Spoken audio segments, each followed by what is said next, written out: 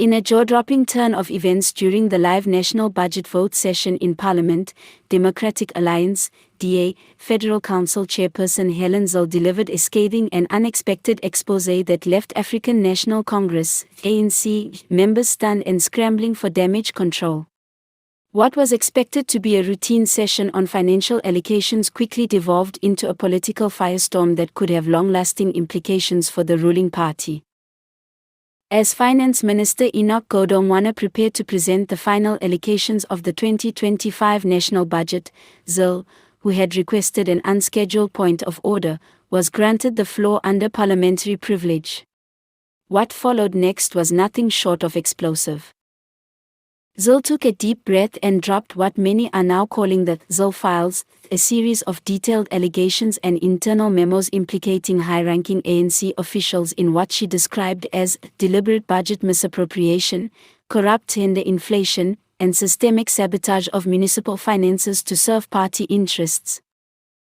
With documents in hand and screens flashing behind her, Zille revealed a previously undisclosed audit trail that appeared to link several ANC provincial treasurers and senior municipal managers to irregular allocations in the 2023 and 2024 budgets. She alleged that R12.6 billion had been redirected through backdoor channels toward election war rooms, cadre deployment programs, and personal enrichment schemes under the guise of service delivery and infrastructure maintenance. The people of South Africa are being robbed in broad daylight while this House votes to rubber-stamp more looting, Zille declared. Today, I refuse to sit quietly. The ANC is not broke, it is bleeding this country dry to stay in power. Gas rippled across the chamber. ANC benches erupted into a mixture of loud objections, visible confusion, and private phone calls as members of parliament tried to make sense of the documents being displayed. Some attempted to shout Zille down, accusing her of political theatrics, but she stood her ground. "This is not theatre," she said, holding up a report. "This is a smoking gun. This document right here shows our 145 million allocated for a non-existent water project in the Eastern Cape that was funneled through a ghost contractor registered to a former ANC Youth League official." In an unprecedented moment, Speaker of the National Assembly Nosiviwe Mapisa was forced to call a 15-minute recess amid the chaos.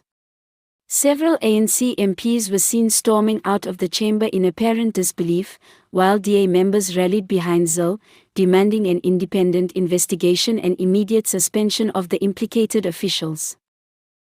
When Parliament resumed, the atmosphere remained electric. ANC Chief Whip Phemi Majidina attempted damage control by dismissing Zille's documents as selective leaks and unverified political propaganda. However, her statement was met with ridicule and calls for transparency from across the opposition benches. EFF and IFP MPs, usually fierce rivals of the DA, cautiously supported calls for a deeper probe, signaling that Zille's intervention may have ignited rare multi-party alignment against ANC corruption.